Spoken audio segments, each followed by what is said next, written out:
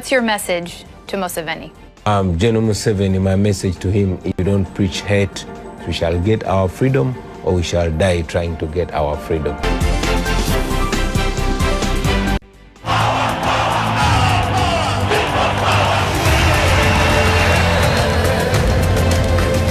We are non-violent and we continue to preach non-violence. I am not a criminal. I am a presidential candidate. Nothing will stop him. We must get our freedom or we shall die trying. Omukutu oli ku DPTV Uganda. And of course, yenze Sajime abeera okubanga mbatusako ebintu ebyenjawulo. Njagala kusooka okubeebaza mwenna gye musinzira okubanga mutugoberera abali mu bitundu by'ensi ebyenjawulo mwenna mbaanirizaako. Olunaku olwaleero njagala otuwala obudde okuwuliriza akatambi kano kubanga ebintu bingi bye tugenda okubanga tuwogerako. Robert Kyagulanyi Ssentamu yazzeemu okutegeeza Generaali Yoweri Kaguta Museveni nti nno kagwake kagutonye bateekeddwa okufaafaagana. Robert Kyagulanyi Ssentamu yayongedde okuluma ogw'engulu wabula ebibuuzo ebyabuuziddwa Batiide Kyagulanyi nabyo njagadde obiwulirize. Njagala kusaba nga tonnaba kubanga ogenda wala wa video yaffe like mu ngeri y'emu genda mu maaso n'okubeera ng'osubscribinga. Bingi bye ssaagala osubwe, bingi by'oteekeddwa okumanya. Olunaku olwajjo Bobi Wine bwe yabaddeeko ku mukutu ogumu nga bamubuuza ku bibuuzo oba ku firimu ye documentary eya premieringiddwa gye buvuddeko mu ggwanga erya America.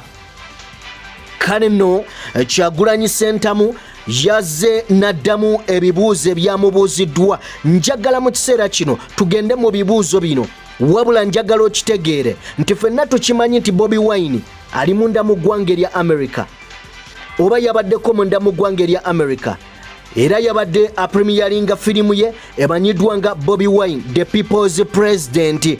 Ampuliriza njagala twolekere ebigambo ku luno Kyagulanyi Ssentamu yabyogedde nga tabirumamu naye nga tetunnaba kubanga tuyingira Robert Kyagulanyi Ssentamu njagala kutegeezaako gwe wenna angoberera nti nno munnange katutandike ne Batiide Kyagulanyi. Interview nampuliriza Bobi Wine yagibaddeko ne munnamawulire owa ABC era bwe babadde babuuza ebibuuzo babuuzizza Batiide Kyagulanyi ne bamubuuza wafumbirwa musajja muyimbi wakirowoozaako ko nti ajja kufuuka politician oba alifuuka munnabyabufuzi? Batiide Kyagulanyi yawulikise nga addamu munnamawulire ono ng'amugamba saakirowoozaako nti Bobi ayinza okufuuka politician oba ayinza okuyingira ebyobufuzi, era n'ategeeza nti kino kyanneewuunyisa nnyo okumulaba nga agenze mu byobufuzi. Naye mu kiseera nga tutambula naye nga tuli ffenna wakati Bobi yatandika okulumirirwa kye nnali sisuubira, ng'alumirirwa abantu mu bintu ebyenjawulo, ng'ayina ebintu ebitandise omuluma ng'omuntu ye mutima gwe. Era natandika okifumiitiriza okusinziira ku bigambo byatandika okubeera nga ŋŋamba. Nentegeera nti oba oliawo ayinza okuyingira ebyobufuzi oba okutandika okwogera ku byobufuzi, naye at first saakitegeerako nti nno ono ayinza okuva mu kuyimba n'afuuka munnabyabufuzi. Bannayuganda bannange bassebo ne bannyabuuka mbanjulire. Ba Alayidde Holdings Uganda Limited bano bakafulu mu kuzimba mayumba agali ku mulembe, plumbing, electrical installation and general construction, biodigester septic tank and many more. Todda mu kukaaba nga ba Alayidde Holdings Uganda Limited webali okukuyamba. Bw'abeetaaze n'ayagala okumanya ebisingakaawo kuba ku namba z'essimu eziri awo. Onaabafere oyagala kuteera mazzi mu nnyumba yo oba masannyalaze, kuba ku namba z'essimu eziri awo oba otusange ku ofiisi zaffe ezisangibwa ku Grand Imperial Hotel. Jjukira yeffe ba Alayidde Holdings Uganda Limited. Have it all. Ampuliriza njagala kutegeezako nti Batiide Kyagulanyi Ssentamu bagenze maaso n'okubanga bamubuuza ne bamubuuza nti ekintu ky'olimu mu kiseera kino okiwulira otya okubeera nga walina musajja muyimbi kati olina politician embeera y'obulamu mu kiseera kino eri etya njagala kusaba owe video yaffe like mu ngeri yemu njagala onzikirize nsooke nyanjule kuba tuteekamu akasente ye Aji Abudu Ngabo ono mulombi wa dduwa munoonyeeko munnayuganda munnange mu ngeri yemu Alihira Holdings Uganda Limited nabo webali otuteekamu sente Kauka Derrick Investments nabo batuteekamu sente mu ngeri yemu Babi Itungo Kyagulanyi yagenze maaso n'okubanga ategeeza mu butuufu ekiseera kino oba ekintu kyeyayingirira kitutiisa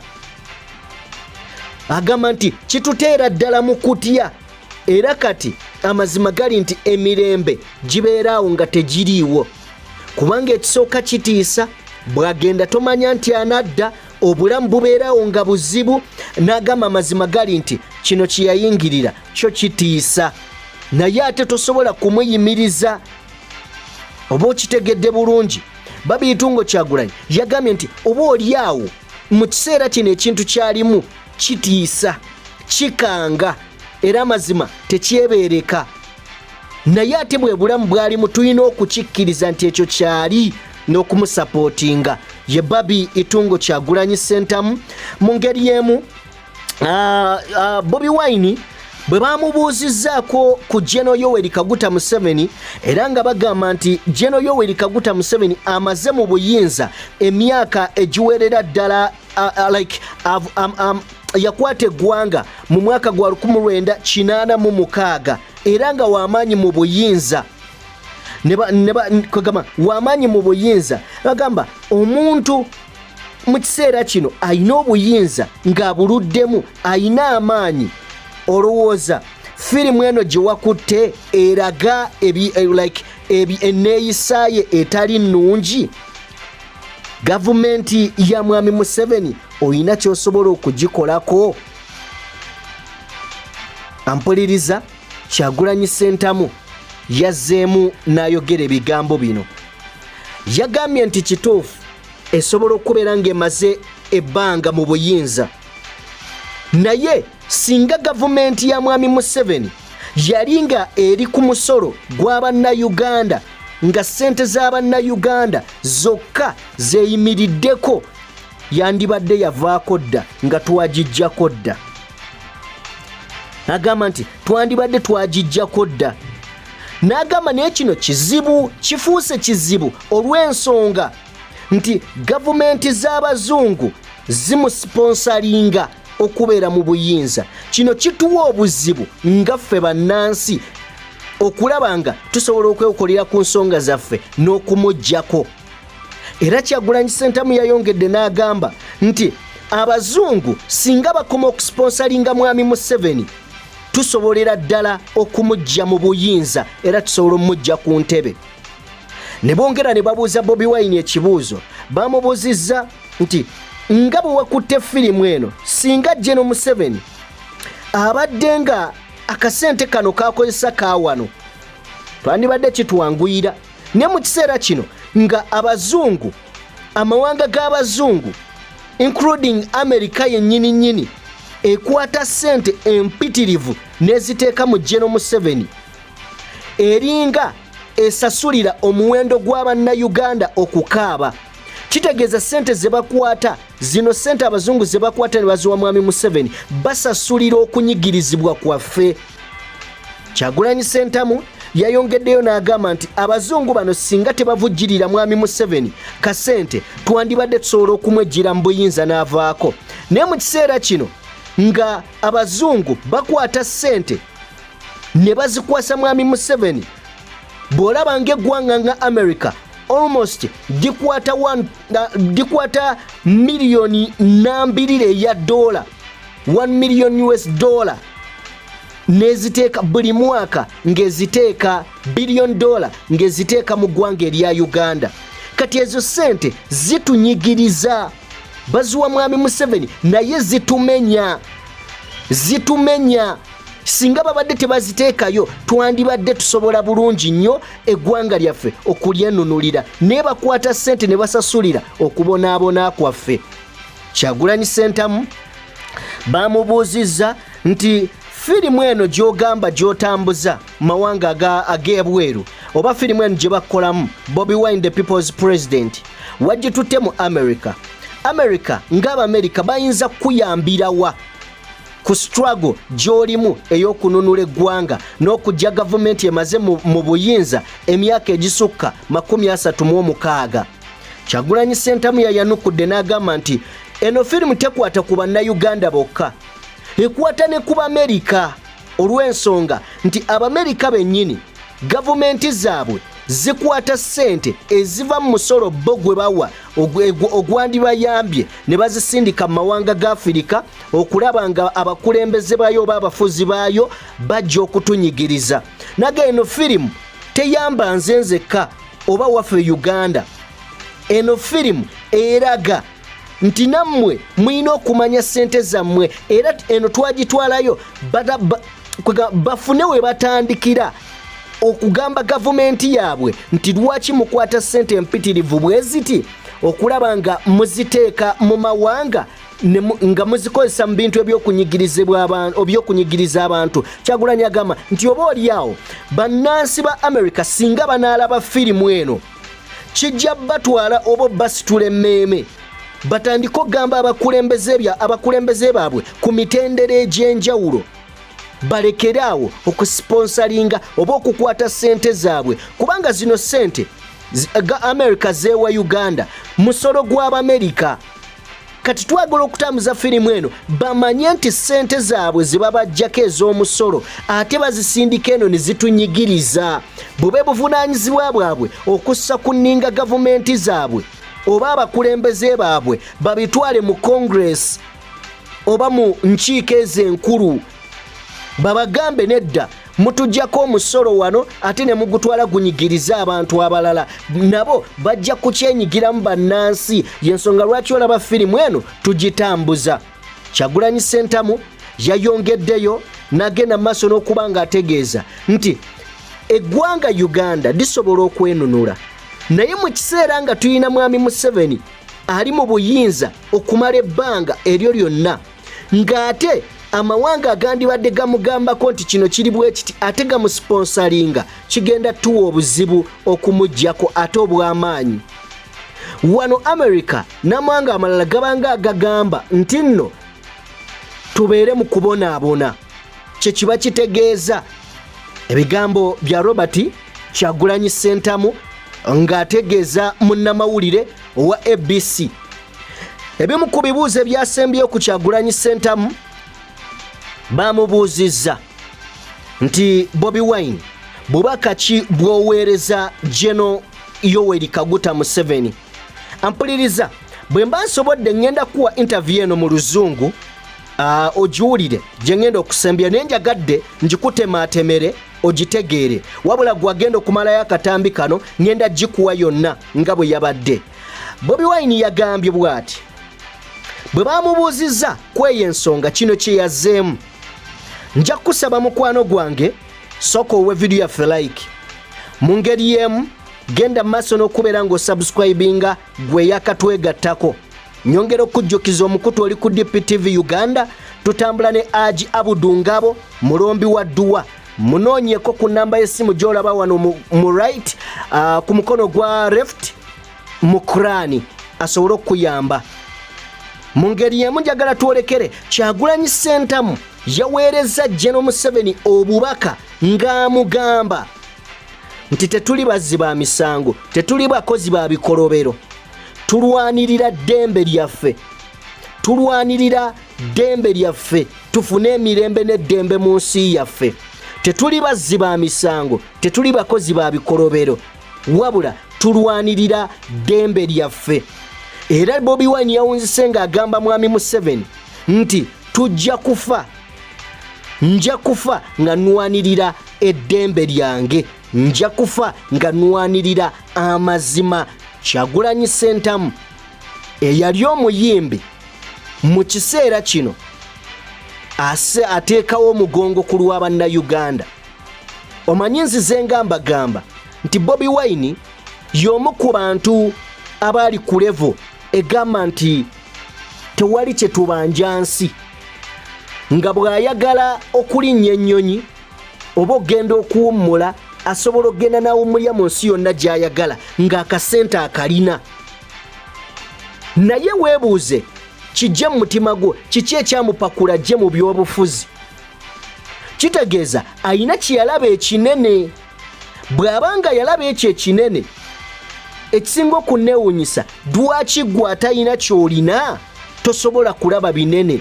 Bagamba bw'olaba akukaabirako baba gwe weeziri bange mu ttaka siita n'ebigere, bwe kuba kukaaba tokaaba woowoola. Kyagulanyi yali obulungi, yatambulanga avimba, yayina amagya ge, yayina buli kimu, yali asobola obutayingirira bintu bino. Kubanga oyinza okugamba nti firimu agikoze ku luno, Kyagulanyi abadde ng'akola firimu. I told you one day, nekugamba Kyagulanyi buli kyabadde ayagala mu nsi akikoze. Lwaki? Ebyobufuzi kye kintu kye yali tayagala nga tabirinako. Ebirala bye bino wammanga. Kyagulanyi Ssentamu yayagala okukuba ebikonde, yabikuba ate ku level eri professional. Kyagulanyi Ssentamu yayagala ozannya firimu, yazizannya ate seemu. Kyagulanyi Ssentamu yayagala okuyimba, yayimba. Kyagulanyi Ssentamu yakozesa eddoboozi lye okuggyayo ebikyamu ebiri mu ggwanga. Bino bye byalema ba Bebe, ba Kamiliyoni n'abayimbi abalala abali awo. Kubanga kuba kutunda mwoyo ng'enkoko emire ensanafu. Oba okitegeera si byangu okuvaayo n'ogamba nti kaakati ngenda kwogera ku ebyo ebikyamu gavumenti byekola. Of course ojja kimanyi era mbajjukiza Bobi Wine wawangula akalulu ka Kyaddondo East Constituency mu 2017 bwe yali katuuti ng'ayogera yagamba nzize ndi mulamu bulungi, nyinza okumaliriza nga nfudde. Yagamba nzize ndi mugagga nga nina ssente, nyinza okumaliriza nga ndi mwavu. Kitegeeza obugagga bw'abadde nabwo, naye omuntu omugagga okutuuka ku eryessa nga yeemanyi n'okwemanya, lwaki yajja mu by'obufuzi? Gwe ng'okyavaayo n'onenya Bobi Wine ki ekyamuleeta mu by'obufuzi? Gwe omwavu omunaku, oluusi ng'olina ku kyeyo ng'okyanenya Bobi Wine. Gw'oli wano waka Uganda ogamba nti Bobi Wine biki byakola tebiriiyo, yandisigadde mu kuyimba. Weebuuza obunaku bwo, lwaki tosobola? Lwaki omugagga yava mu bugagga bwe ajja abonaabonera eno? Yes, muyinza okugamba Bobi Wine tabonaabona kati wakabi afuna ssente nnyingi, we yali afuna ntono. Abaffe mukimanyi nti no Bobi Wine we yabeerera mu kuyimba nga tannaba kutandika kuyimba nnyimba zino, bano bonna baali mikwano gye, including Museveni, Muhoozi, Museveni, bano baani Salimu Sale, baani bonna temukimanyi nti baali mikwano gye. Naye bwe yasalawo okuvaayo ayogere, kitegeeza abantu babakuumira emabega nga tebaagala boogere bino bano bye bakola. Era bw'ofuuka kyensirikidde n'oba musiru gye bali, gwe bakwagala nnyo era bakusuusuuta nnyo. Ne bakusuusuuta olw'okuba oli musiru, tebakusuusuuta lwakuba oli mugezi. Omanyi ne tosobola kwogera. Kakati ono baamukyawa olw'ensonga yamanya n'amanya n'engeri y'okuvuunula eggwanga okuva mu bujjega n'obudongo bwe lirimu. Bwe yatandika obyogerako bonna ne bamwesulubabba ne bamudduka. Abaasigalayo nga bawaana bagamba munnange ate kale bo gye bali teri abakuba ku mukono.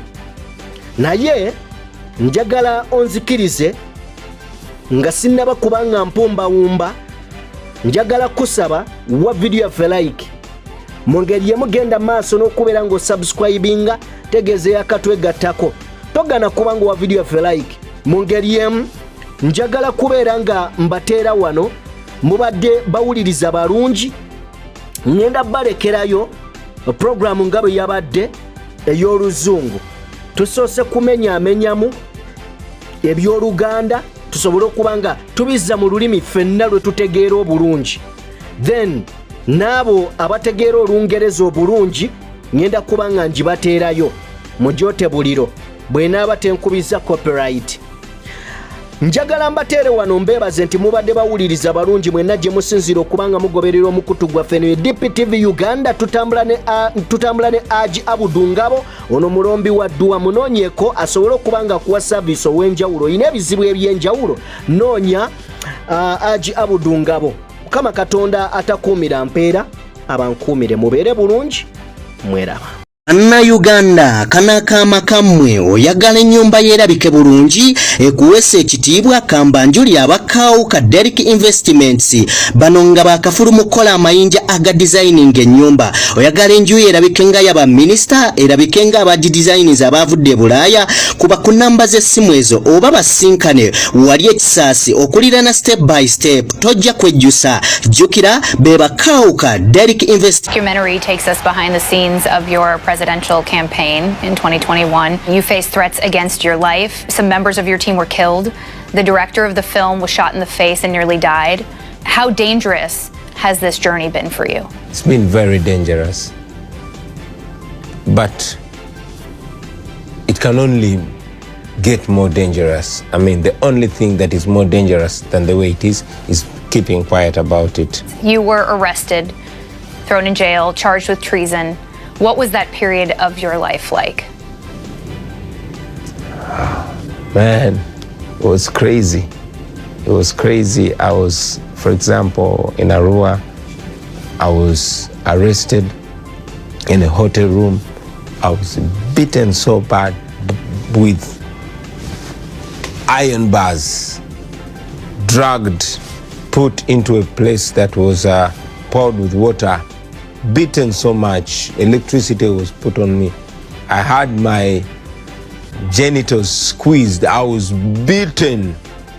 My wife was able to see me. She was one of the very few Ugandans that came together with the European Union ambassadors.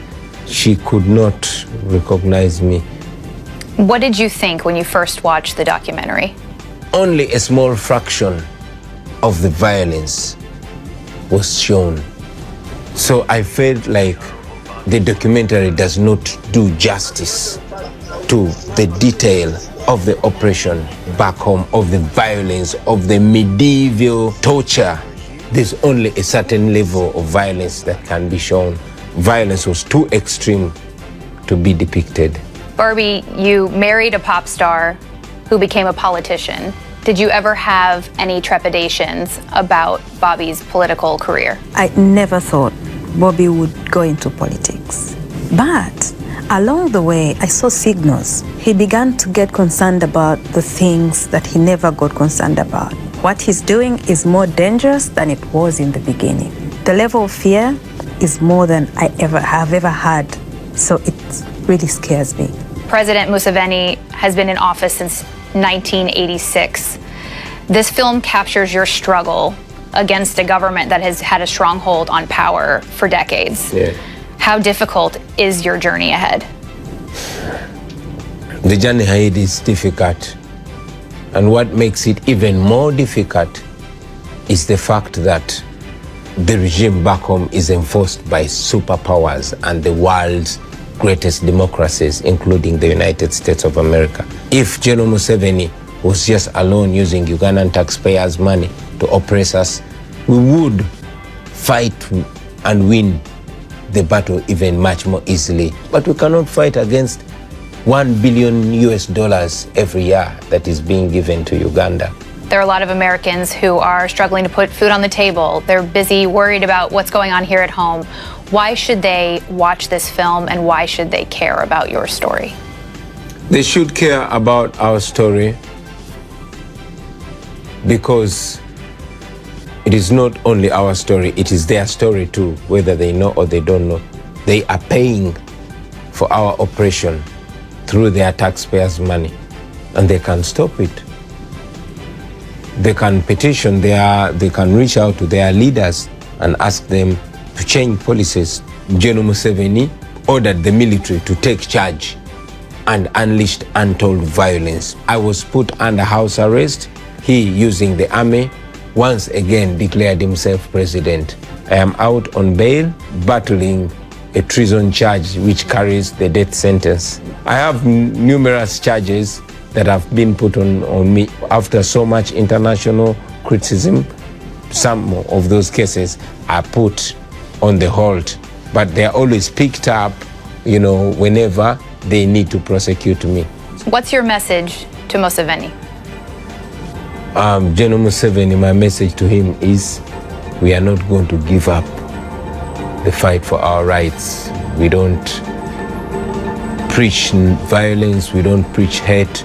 We shall get our freedom or we shall die trying to get our freedom.